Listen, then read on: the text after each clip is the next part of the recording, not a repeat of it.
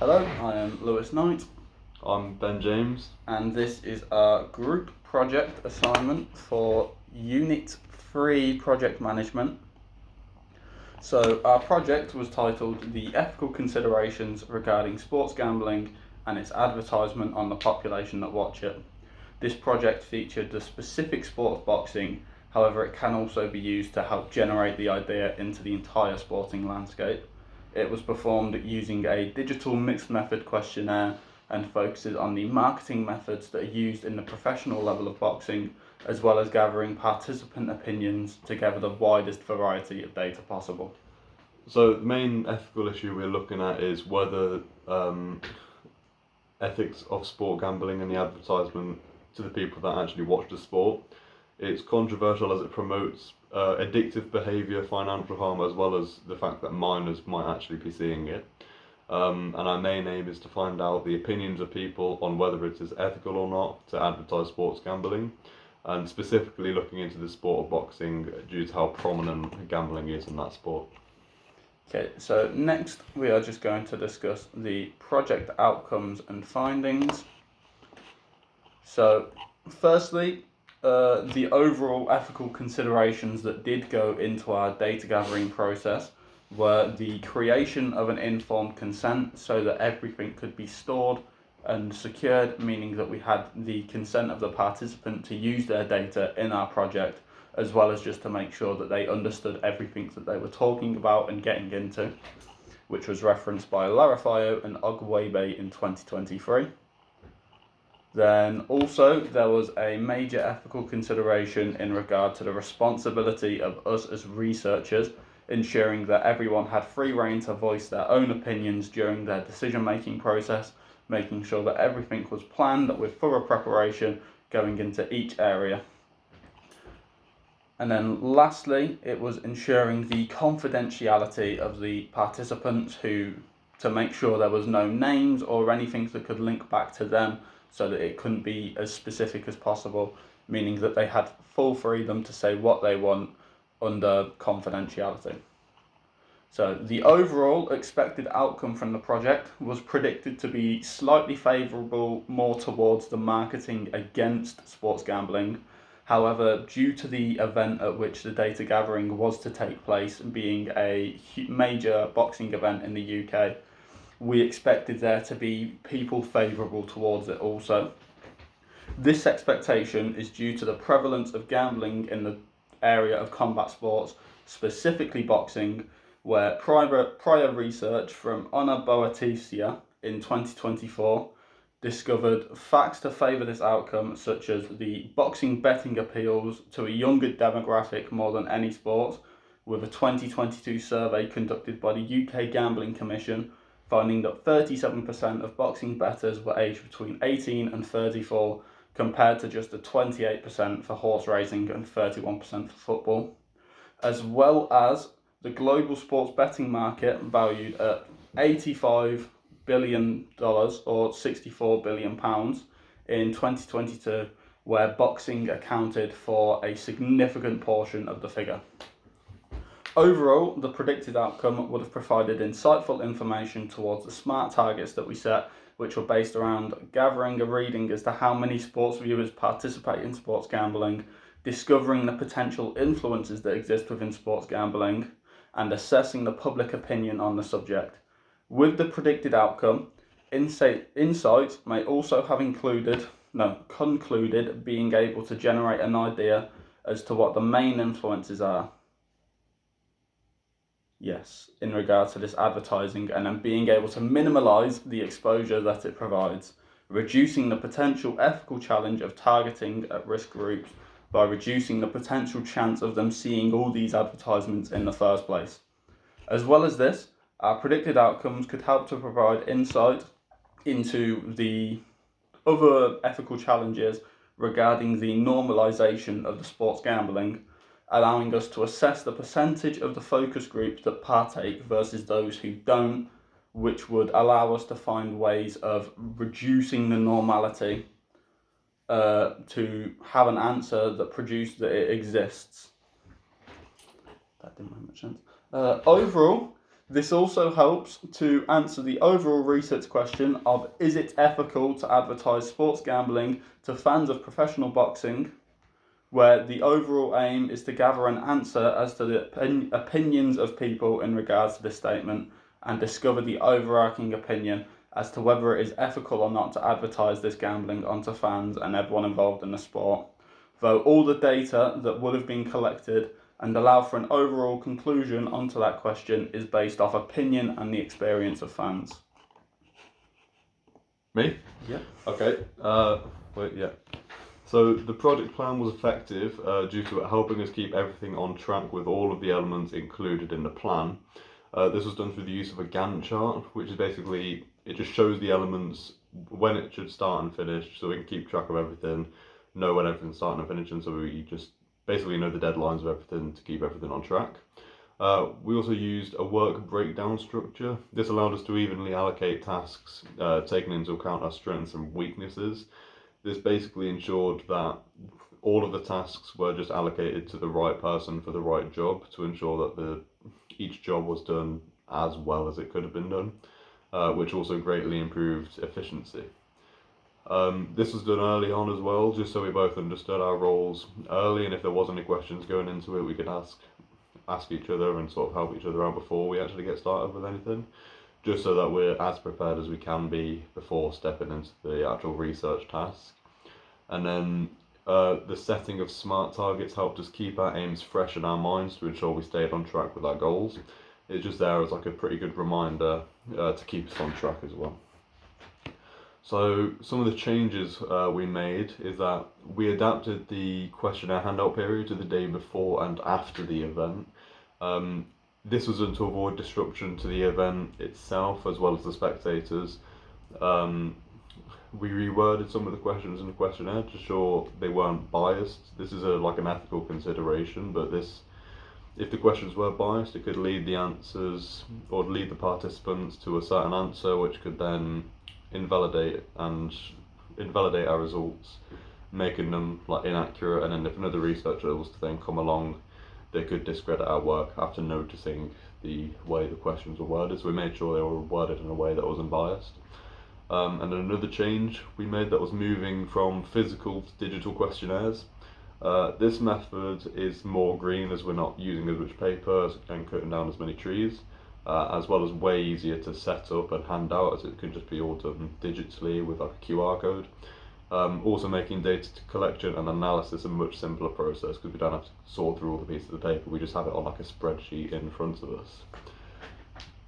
So then the last bit is group collaboration and challenges.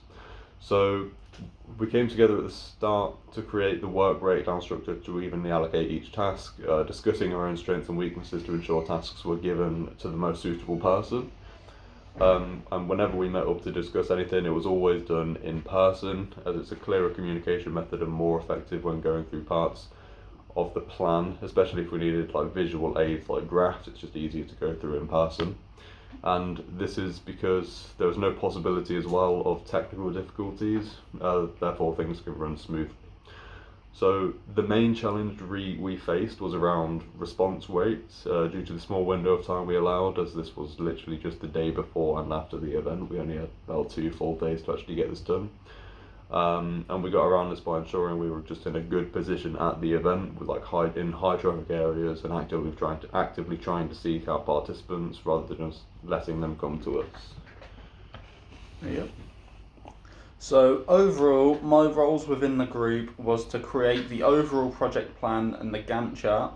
These roles were broken down into defining the objectives as identifying the key variables that were needed, determining all the milestones, listing all the tasks and activities, setting task dependencies and allocating resources. It was during this section where my skills in time management were improved through the allocation of timings during the creation of the Gantt chart, as well as my leadership skills through the allocation of roles through the usage of the work breakdown structure. As well as this, my technological capabilities were improved through the creation of the chart and graph, providing valuable knowledge on the usage of Excel, which would benefit future ventures and challenges that we might face through being able to create more effective graphs that can display all the knowledge that they are required to. As well as this, my other role was the conduction of secondary research, which involved identifying relevant sources, reviewing them and evaluating them, and then extracting all the key principles and ideas that they discussed, directly correlating to another SMART target that we had of collecting 10 viable academic sources on the subject. This role developed my research skills through allowing me to better analyse papers, as well as be able to delve into them in a lot more detail and extract all the necessary information that can benefit our work. Overall, there were slight challenges in regard to the communication of the product to begin with. However, we then adapted that by making sure that all meetings were done in person and everyone had their own opinion and it was all thoroughly discussed, making our teamwork ability develop a lot further and just overall work better with the project. I have learned overall from completing this project that teamwork and communication were the most essential things when producing group projects, as every single aspect developed on the back of those being solid and in place. As well as this, I learned the value of planning in response to these group projects, also with it being much easier to allocate different timings to specific aspects once the overall plan is in place, benefiting any method of graphing this out, such as a Gantt chart and a work breakdown structure.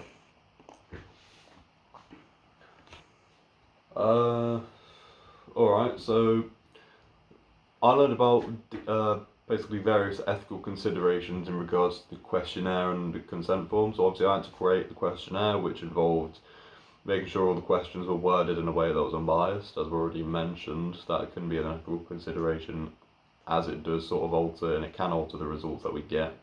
Also with the creation of the informed consent.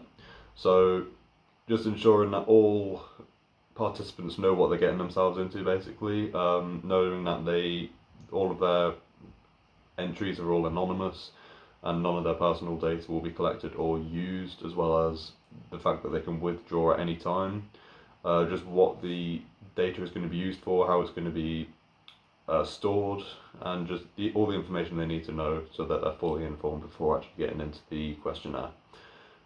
And then how to create an effective questionnaire to give us useful results for our project instead of half thought out questions that weren't really linked to our aims. So obviously it's not just to do with creating unbiased questions, it's to do with creating questions that actually would give us answers that can help us towards our results. Again, keeping the SMART targets in mind that we mentioned earlier. So I also learned how to effectively plan for primary research elements, as this was also one of my tasks that I was allocated, the actual primary research collection. So instead of, again, wait, that's the wrong bit, including when the best times are for data collection, where to set up at our station, and how to bring in participants. Just basically everything to do with the primary research, like research bit, data collection, where we store the data, setting up our station, and how to bring in participants is obviously important, so we get as many numbers as we can for the best results. And then if I was to say next time, I would ensure to give more time to hand out questionnaires. Obviously, this is a bit of a different situation, as we didn't want to actually do it during the event to prevent disruption to the spectators. But this would give us a better chance at obtaining even more participants, as this can deepen our research and help us to gain more insights. So then, skill developments and future application. So my teamwork skills definitely improved. So this is the main reason, due to the work breakdown structure. Obviously we came together, allocated all the roles, which is essentially what a lot of teamwork is. So just about making sure all of the roles are allocated to the best person, and which is working like that. So then this will be good in the future, as I'll be able to work in a team more efficiently, and I sort of know and I'm more experienced in working with teams as well. So my scheduling skills were also increased as well, as I had to create the plan for the primary research, which did involved looking at travel, sort of time windows for data collection and analysis, and just keeping track of like the Gantt chart and making sure everything is that I'm doing at least is started when it's supposed to start and finished when it's supposed to finish. So in the future, I'll be able to carry out, use this knowledge to organise other projects, using my skills to understand factors that can carry my schedules and how to get around them. Some of these other factors might be like just general traffic, like during travel, just making sure to keep that in mind, and just other factors like that, maybe making sure that we are in a high traffic area if we're doing data collection, so we actually do get a good number of participants. My knowledge on ethical considerations also increased, and how to effectively compose a questionnaire that will give results that help reach our research aim were also benefited. And then if I want to do more in the future, I'll be able to use these skills to ensure ethical considerations are all covered and the questionnaires are able to give us truthful and relevant, useful information. That was our overall review on our project. We thank you for listening, and the full reference list can be found submitted with this video link.